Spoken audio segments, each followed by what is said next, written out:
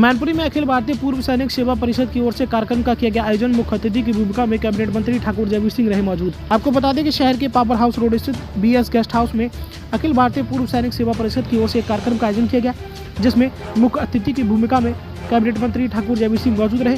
वहीं उन्होंने पत्रकारों से वार्ता की और पत्रकारों से वार्ता करते हुए उन्होंने कहा कि प्रत्येक व्यक्ति आज़ादी का अमृत महोत्सव मनाएगा और हर घर तिरंगा लहराएगा। वहीं आने वाली शिकायतों को लेकर के कहा कि 12 से 17 के दौर में तमाम सरकारें आई, उस दौरान लोगों की न्याय की आस समाप्त हो गई। भाजपा आने के बाद लोगों को न्याय की आस जगी है और पीड़ितों को न्याय दिलाना प्राथमिकता है। आज 1 माह तक आई शिकायतों का अवलोकन किया जाएगा और जिस अधिकारी ने हीला हवाली की उनके खिलाफ कठोर कार्रवाई की जाएगी। साथ ही वह अधिकारी मैनपुरी में तैनात नहीं रह पाएगा। वहीं क्या कुछ कहते नजर आए हैं कैबिनेट मंत्री जयवीर सिंह, आइए आपको सुनाते हैं इस खबर के जरिए।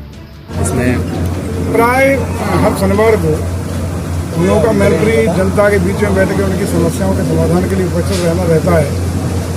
उससे पहले उस स्थान पर हम लोग आए हैं जहाँ पूर्व सैनिकों ने चुनाव से पूर्व में ही इसी स्थान पर बैठ के एकजुटता के साथ समर्थन और आशीर्वाद देने का काम किया। तो उनके लिए कृतज्ञता व्यक्त करने, आभार व्यक्त करने आ जाए।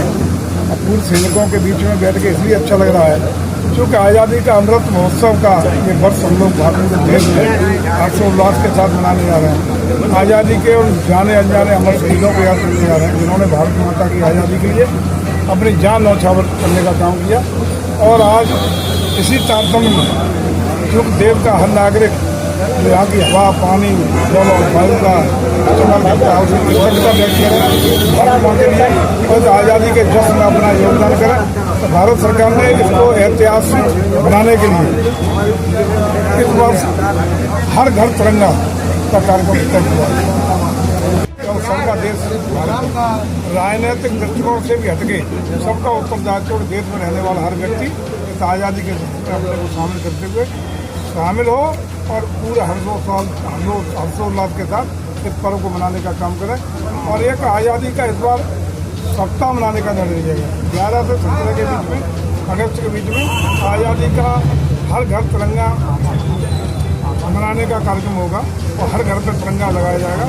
इसकी तमाम व्यवस्थाएं सरकार की ओर से की गई हैं और हमें खुशी है इसका जिम्मा संस्कृति विभाग को मिला है, पर्यटन और संस्कृति विभाग को मिला है।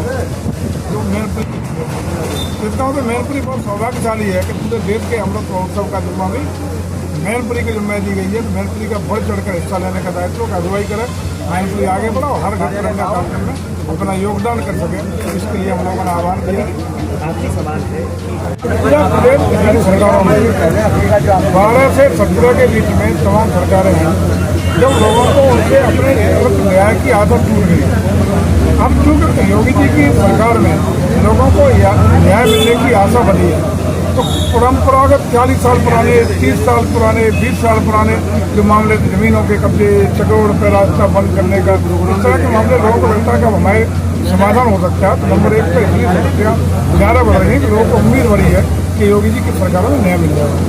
नंबर 2 ये होता है कि तमाम ऐसी भी कुछ समस्याएं, सब नहीं, कुछ समय ऐसी भी है तो जानबूझ के किसी के खिलाफ शिकायत करके परेशान करने की कोशिश कराई जा रही है। नंबर 3 हम लोगों ने ये व्यवस्था दी है कि अब हर 15 दिन में समस्याएं जो आई, जो शिकायत आई उसके निस्तार की भी परीक्षण करने का काम किया जाए।